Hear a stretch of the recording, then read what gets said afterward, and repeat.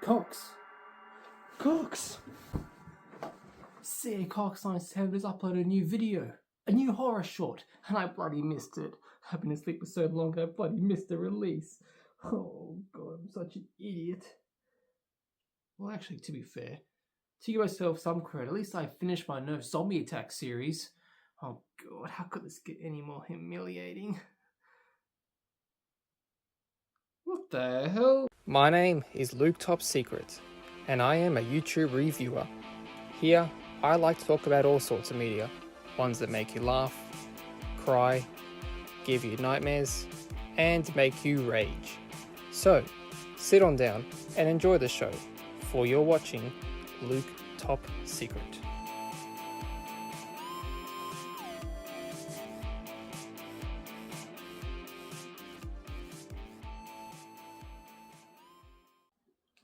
Alright Chris, let's see what you got. So the King of Nerf is back with a brand new horror short film, The Noise Next Door.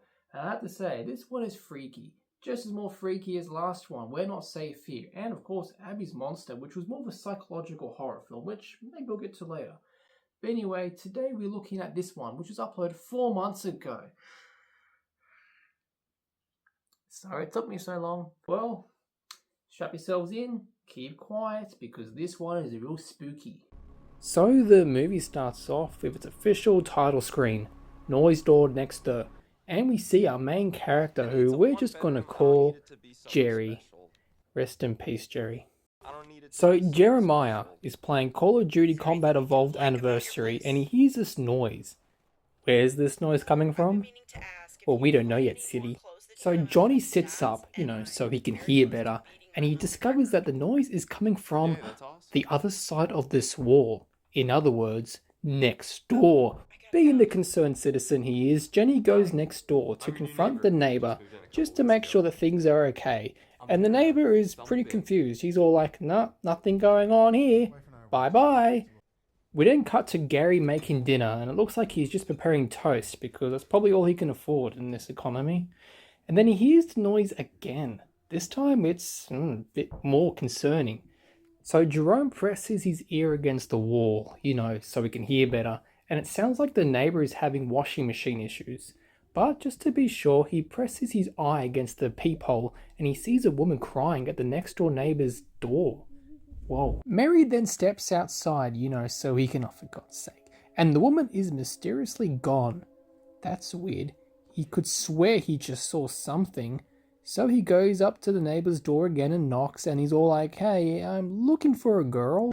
Hey, we all! And the neighbor's all like, no, my washing machine's fine, thank you. Take a look for yourself. Oh, for God's sake, I can't do that joke. Barry then meets his neighbor's wife, and it is very clear that there is something going on.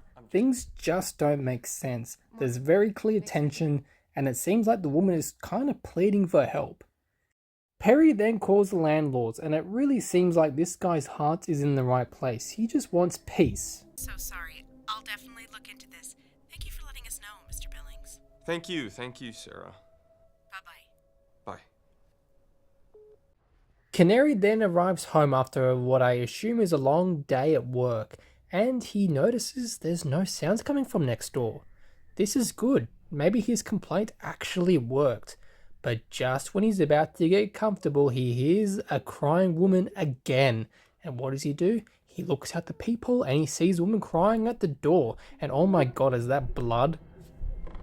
I have to say, Chris, that was a pretty good jump scare. It wasn't your typical in-your-face jump scare. It was more like the kind where you just slightly piss your pants. Not like a full-on shit your pants. But anyway, good one there.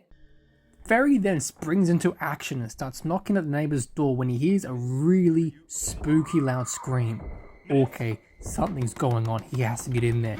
But just as he's about to bust the door down, his neighbor arrives, and he's all like, oi, are you fucked in the head? What are you doing to my door? Pippin knows what he saw, and he tells his neighbor, hey, I saw your wife crying and she was bruised the other day. What's going on? Stop it right now. And the neighbors are like, mate, she's not even home. My name is Mary, James, and my neighbor with is 2 abusing R's, his wife. calls the I heard police them to screaming report and what hitting he's through just walls, seen. He and knows just that there's now I abuse saw going her on next door. He outside just my knows car it. crying with And the blood on cops her are hands. understandable, and they actually have units available, and they're about 2 minutes She away. was inside her While apartment. waiting, The he husband then just looks got outside home. the peephole again, and he sees this. Ugh.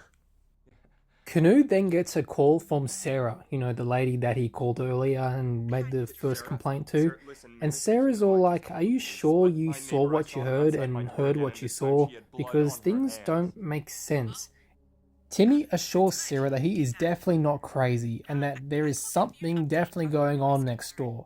Yeah, well, the Sarah police are then gonna goes rule it on out. about how there's only been records of complaints from the apartment that Jiri is in himself, and they go back decades.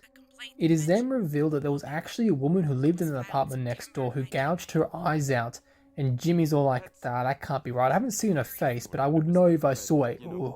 Bloody holes where her eyes. I'm sorry, Mr. Billings. And that was another one, Chris. Now, even though I could predict what was going to happen, that sense of realization that the character got, it was like an empty pit in the stomach, like a big kick in the balls. That feeling stuck in me for a while. Heck, now I'm actually kind of hungry. I know none of this. Jerry's apartment door then opens up and a figure walks in, and he's all like, nah, nuns don't work on Sundays. Bernadette realizes very quickly that this woman has no eyes, therefore cannot see shit. All he has to do is keep very quiet and hold the urge to fart as she starts creeping around the house. And I have to say, Chris, this is really scary. I didn't like this, watching this at night. It was scary. I didn't like it. There's blood everywhere. She's breathing funny. And he's like, I don't know, his face is like, he's scared. And I'm scared. We're all scared. What is this?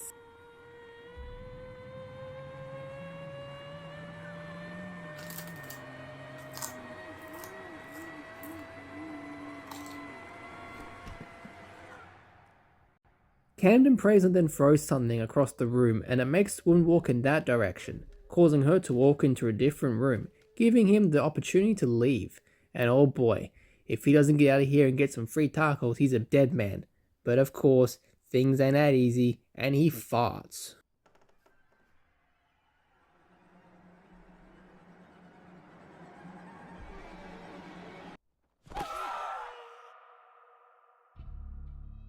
And boom, just like that, you're dead. Whew, man, what a rush. It's kind of freaky though. So my final thoughts on that short film, Chris, is that it was bloody good. Bloody and disgusting and scary, all of that in a good way. I like being scared, and you did that. I actually got pretty scared watching this one. It was a good one. The acting was so superb in this one. I could just see the veins popping out of Jerry's face. It seemed more real. And of course, the makeup on the ghost, female, whatever you want to call that thing, was really good, really scary. And it's just the kind of things that I expect to see in Hollywood. I saw some comments that people complained that it took too long to explain what was going on, like that last phone call.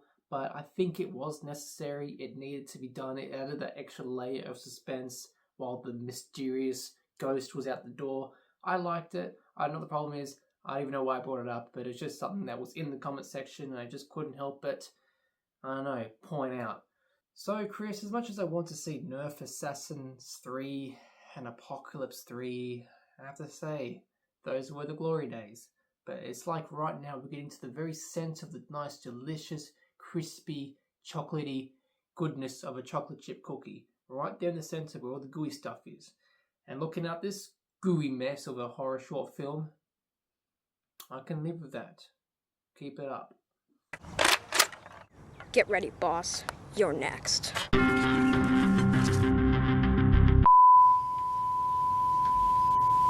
That's it?